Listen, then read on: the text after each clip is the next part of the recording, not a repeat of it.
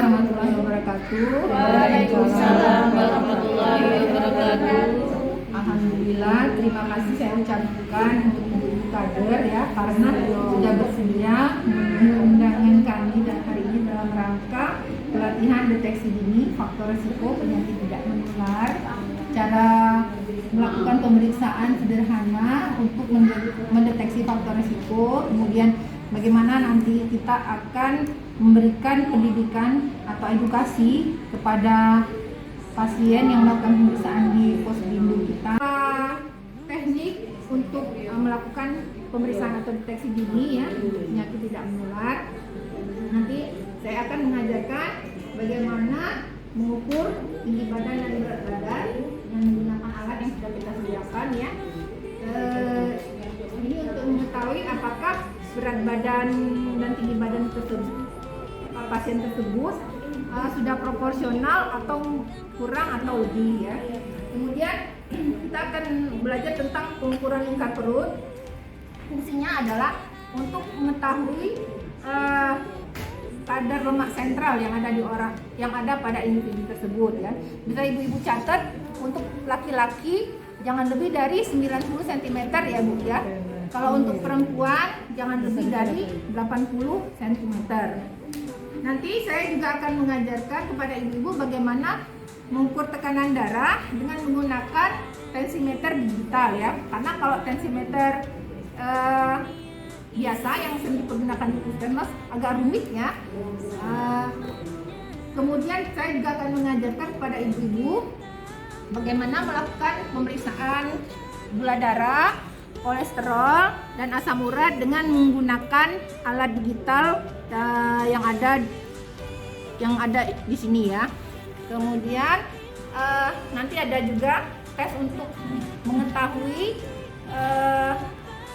daya dengar ya, kemampuan mendengar individu melalui tes berbisik dan kemampuan melihat melalui Snellen chart ya, serta beberapa tes yang lainnya yang akan kita pelajari lebih lanjut di kesempatan yang lain. Untuk mempersingkat waktu, di sini saya ajak teman saya ya, Pak Basri mungkin bisa ke sini Pak. Ibu-ibu bisa berdiri.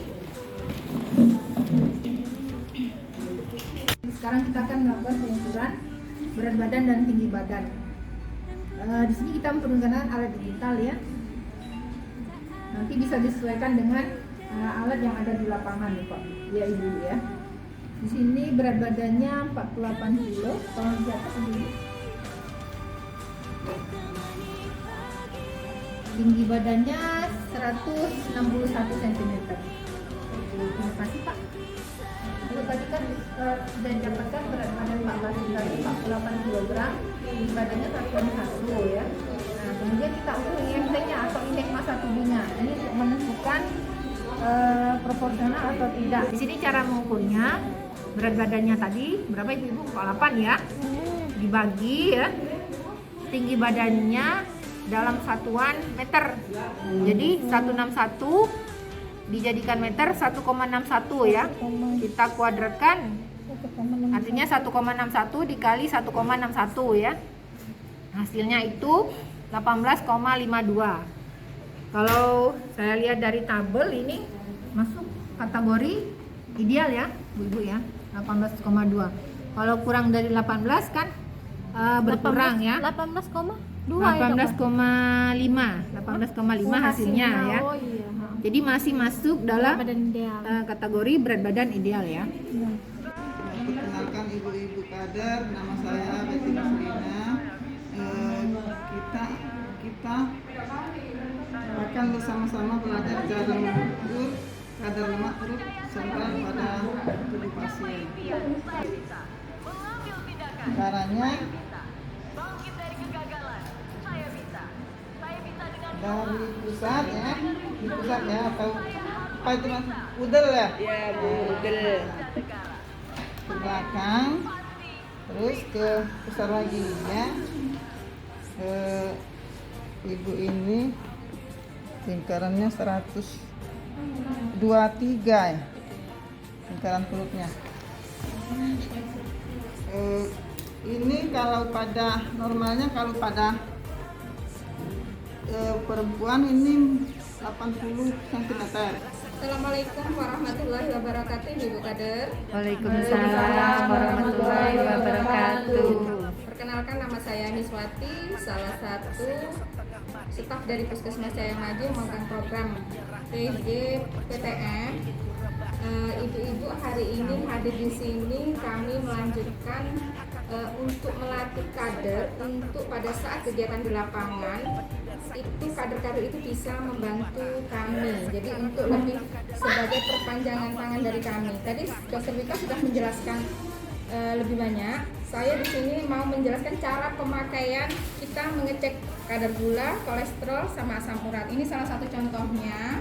Kita mau cek asam urat dengan pasien Ibu siapa, Bu?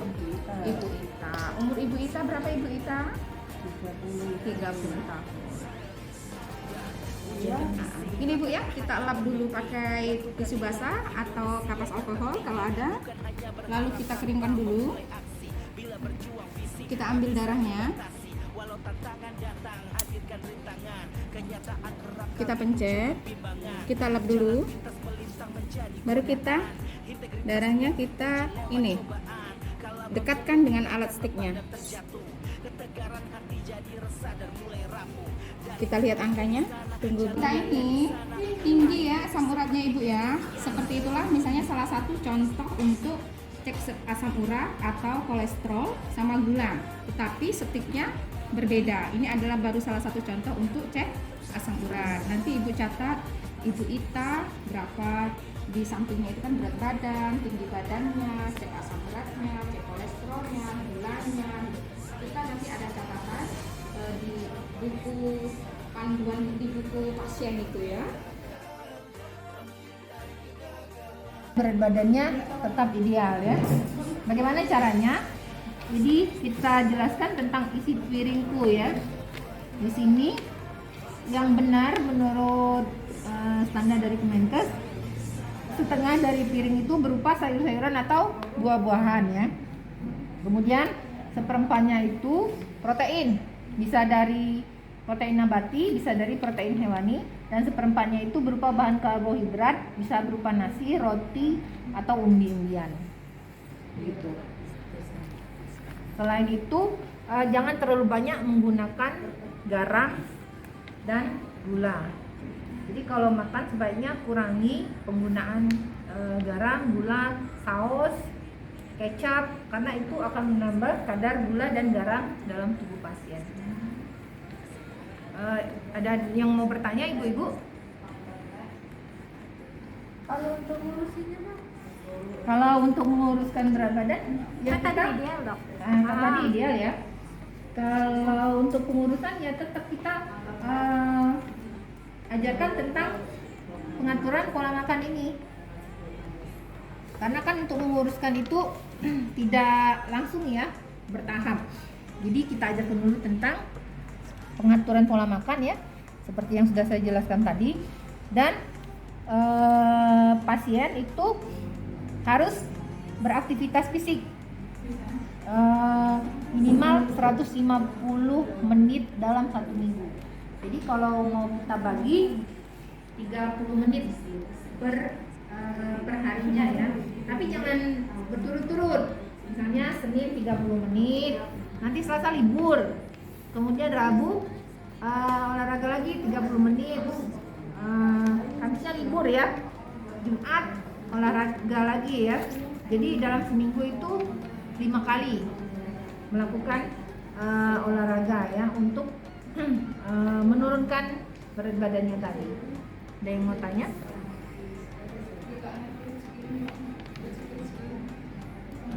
Baik ibu-ibu, saya rasa cukup ya di sini. Jika tidak ada yang mau bertanya, saya cukupkan pertemuan kita pada hari ini. Wabillahi taufiq wal hidayah. Assalamualaikum warahmatullahi wabarakatuh.